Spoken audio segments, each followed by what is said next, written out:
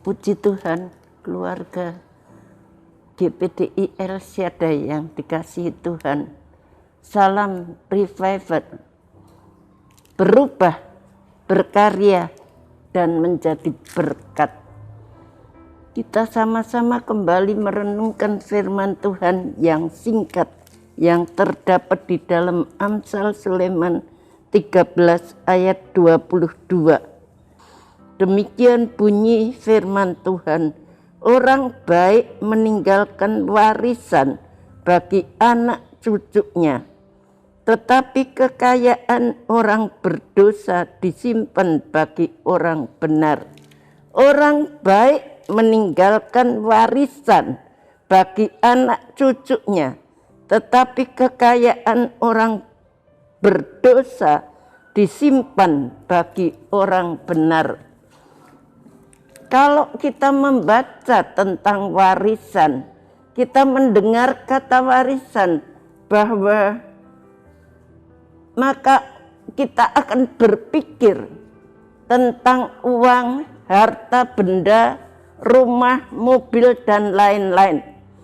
Kalau kita berbicara tentang warisan yang harus ditinggalkan bagi anak cucunya, memang seringkali orang tua sebelum meninggal dia memikirkan apa yang harus diwariskan, apa yang harus ditinggalkan untuk anak cucunya. Ada orang tua juga sebelum dia meninggal dia tidak mau membagikan hartanya, tetapi dia sudah datang untuk membuat surat wasiat. Yang ini untuk anak ini, yang ini untuk anak ini. Supaya apa? Supaya tidak terjadi keributan di kemudian hari.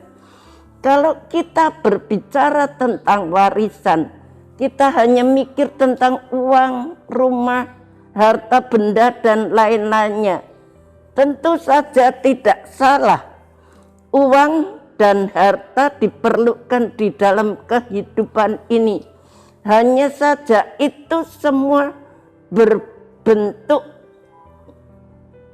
bukan hal yang kekal.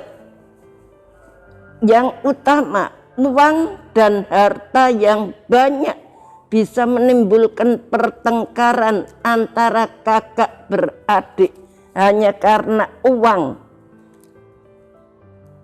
Uang dan harta yang ditinggalkan orang tua itu seringkali membuat kakak beradik atau saudara itu terjadi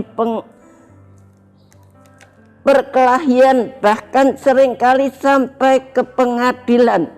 Ada juga sampai kakak beradik itu saling membunuh satu dengan yang lain hanya karena ingin warisan dari orang tuanya. Warisan berupa uang dan harta bersifat sementara dan setiap waktu bisa habis jika tidak dikelola. Seperti anak yang terhilang, kita melihat anak itu sudah datang kepada bapaknya untuk meminta warisannya dan dia pergi, tapi dia tidak bisa mengelola uangnya itu. Uangnya itu habis semuanya dan dia tidak punya apa-apa. Dia menderita dan dia kembali kepada bapaknya. Kalau uang itu kita tidak bisa mengelola, maka uang itu akan habis.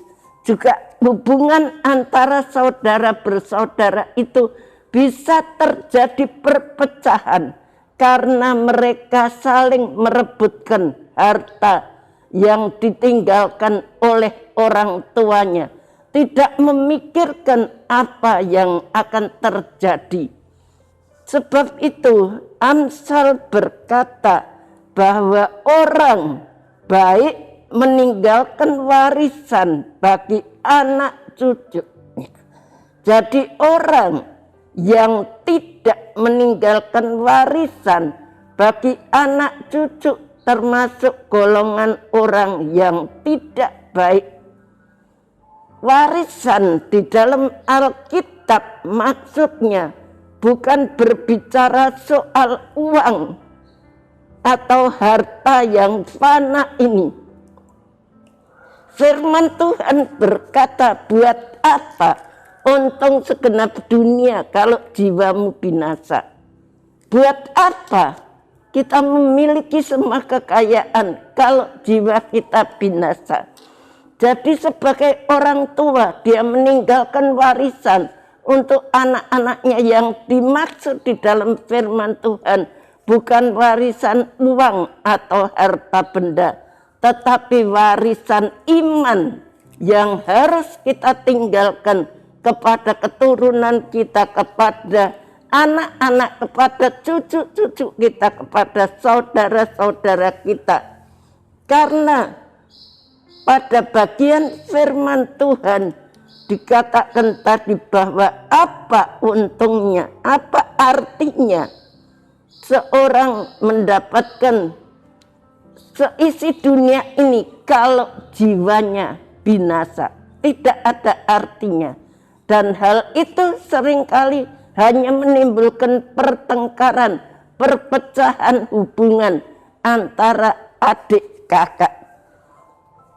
Sebab itu ingatlah bahwa setiap orang pada akhirnya akan masuk di dimensi kekekalan, yaitu di surga atau neraka. Sehubungan dengan hal itu, maka warisan yang harus setiap orang percaya berikan kepada anak cucunya adalah warisan berupa iman kepada Yesus, tentang kehidupan kekal, dan Yesus telah sediakan. Jadi warisan yang harus kita tinggalkan kepada anak cucu kita, kepada keluarga kita adalah iman. Dari kecil kita memberitahukan kepada anak cucu kita bahwa kita harus beriman. Sebab harta kekayaan itu tidak ada artinya. Tetapi orang yang dibekali dengan iman oleh orang tuanya, sampai seterusnya dia tidak akan lupa. Dan dia akan mendapatkan kehidupan yang kekal itu. Dia tidak akan binasa. Setiap orang percaya itu harus meninggalkan warisan kepada anak cucunya yang berupa iman kepada Yesus. Iman itu tidak kelihatan, tetapi kita tinggalkan, kita ajarkan, kita didik anak cucu kita supaya mereka boleh memiliki iman kepada Yesus tentang kehidupan kekal. Dan Yesus telah sediakan kehidupan kekal. Tapi kalau kekayaan itu tidak akan membawa kita masuk ke dalam surga, kita harus memberikan kepada anak cucu kita bahwa Yesus satu-satunya juru selamat yang dapat memberikan hidup yang kekal di dalam surga. Iman kepada Yesus adalah warisan sejati yang harus kita tinggalkan bagi anak cucu kita, supaya kelak mereka juga dapat memperoleh kehidupan yang kekal di surga. Kita perlu memberikan warisan iman, bukan saja uang, harta benda yang bisa menimbulkan pertengkaran antara saudara dan saudara. Tetapi yang penting, warisan itu sebagai orang percaya harus tinggalkan kepada anak cucu kita, supaya kelak mereka juga dapat memperoleh kehidupan yang kekal di surga. Saya beri tema firman Tuhan, warisan sejati. Sekali lagi kita baca ayat yang sudah kita baca, Amsal Sulaiman 13 ayat ayat 22. Orang baik meninggalkan warisan bagi anak cucunya, tetapi kekayaan orang berdosa disimpan bagi orang benar. Kekayaan orang berdosa disimpan bagi orang benar. Itu ya dan amin. Jadi kalau kita meninggalkan warisan bagi anak cucu, itu bukan hanya warisan harta kekayaan, tetapi warisan iman supaya mereka memperoleh hidup yang kekal. Terima kasih telah mengikuti renungan 79. Kiranya dapat menjadi berkat kita semuanya. Bapak, Ibu, Saudara yang ingin didoakan untuk pokok doa tertentu, menceritakan kesaksian baik mujizat kesembuhan, pemulihan masalah keluarga dan lain-lain, dapat disalurkan melalui cas WhatsApp di nomor 0817420088. Mari kita sama-sama berdoa.